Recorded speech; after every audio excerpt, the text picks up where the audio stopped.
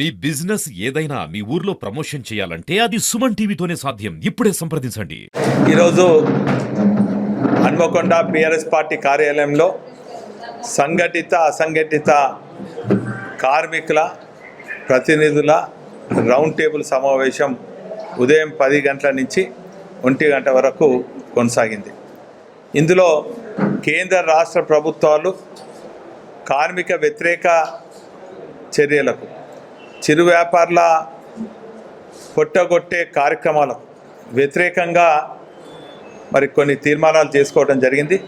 ముఖ్యంగా కేంద్రంలో ఉన్నటువంటి బీజేపీ ప్రభుత్వం కార్మికులు పోరాడి సాధించుకున్నటువంటి కార్మిక హక్కులన్నిటిని కూడా కాలరాస్తూ 4 కోడ్లను అమలు చేస్తున్నటువంటి సందర్భంలో ఆ 4 కోడ్లు కూడా వెంటనే రద్దు చేయాలని చెప్పి దేశవ్యాప్తంగా జూన్ 9వ తారీఖున మరి ఇచ్చినటువంటి సమ్మెకు బీఆర్ఎస్ పార్టీ ట్రేడ్ యూనియన్ సంఘాలన్నీ కూడా ఆ సమ్మెకు మద్దతు తెలుపుతూ ఆ రోజు పెద్ద ఎత్తున బీఆర్ పార్టీకి అనుబంధంగా ఉన్నటువంటి సంఘాలన్నీ కూడా ప్రత్యక్షంగా పరోక్షంగా పాల్గొని కేంద్రంలో ఉన్నటువంటి కార్మిక వ్యతిరేక నిర్ణయాలకు వ్యతిరేకంగా మరి సమ్మెలో పాల్గొనాలని కూడా పిలిపి ఇవ్వడం జరిగింది.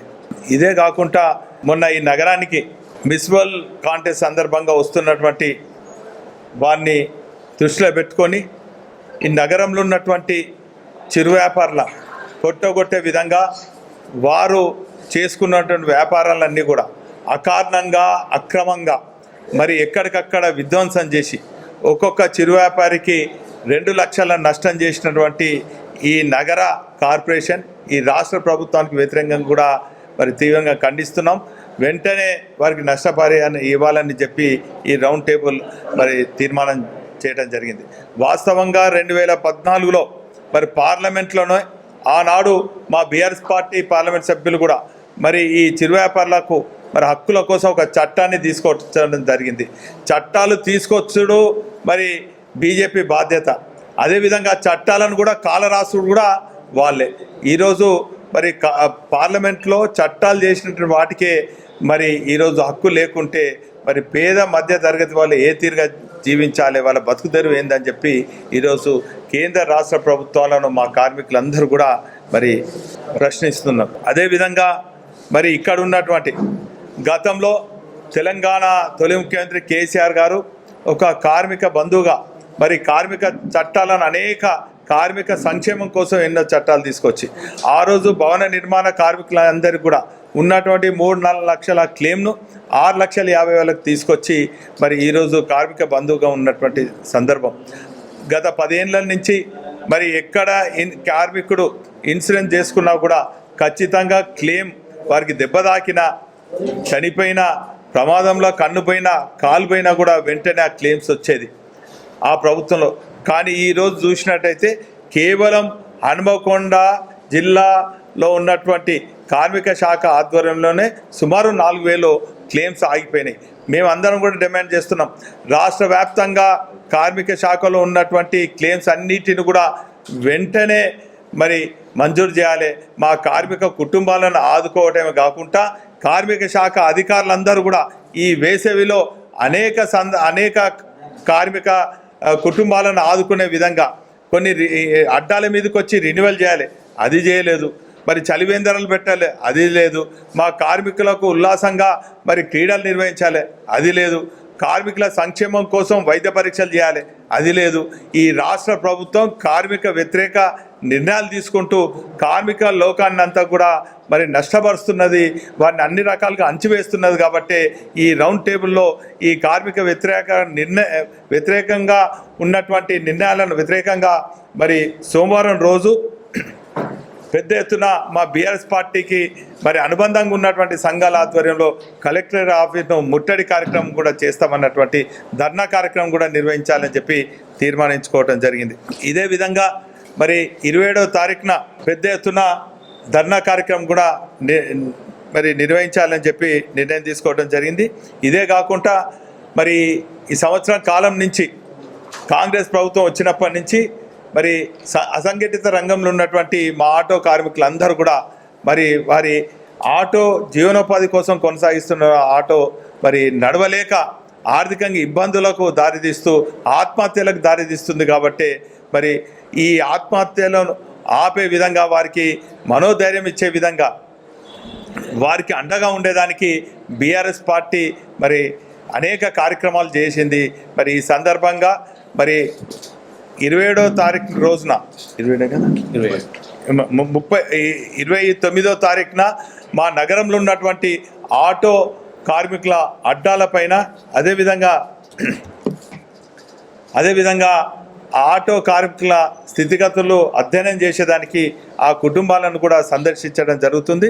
30వ తారీఖున పెద్ద ఎత్తున మరి నగరంలో మా ఆటో కార్మికులతోని ఈ రాష్ట్రానికి కనువిప్పు అయ్యే విధంగా పెద్ద ఎత్తున ధర్నా కార్యక్రమం కూడా చేయాలని చెప్పి రౌండ్ టేబుల్ నిర్ణయించడం జరిగింది. 31వ తారీఖున పెద్ద ఎత్తున సంఘటిత అసంఘటిత కార్మికులతోని మా బీఆర్ఎస్ పార్టీ కార్యాలయంలో కూడా మరి సదస్సు నిర్వహించడం జరుగుతుంది. ఇప్పటికే ఈ రాష్ట్ర ప్రభుత్వం కార్మిక ఉద్యోగ పెన్షనర్లకు వ్యతిరేకంగా నిర్ణయాలు తీసుకోవడం జరిగింది. ఉద్యోగులకు కూడా సకాలంలో జీతాలు ఇవ్వలేని పరిస్థితులు, రిటైర్డ్ అయిన వాళ్ళకి మరి పేమెంట్లు ఇవ్వలేక, డిఏలు ఆపి పెన్షనర్లకు సరైన సకాలంలో వారికి పెన్షన్ రాకుండా అనేక మంది అన్ని రంగాల వాళ్ళు బాధపడుతున్నారు. కాబట్టి ఈ మాసమంతా కూడా మరి ఈ వర్గాలకు ధైర్యం చెప్తూ వారికి అండగా ఉండేదానికి బీఆర్ఎస్ పార్టీ అనేక కార్యక్రమాలు మరి తీసుకోవడం జరిగింది.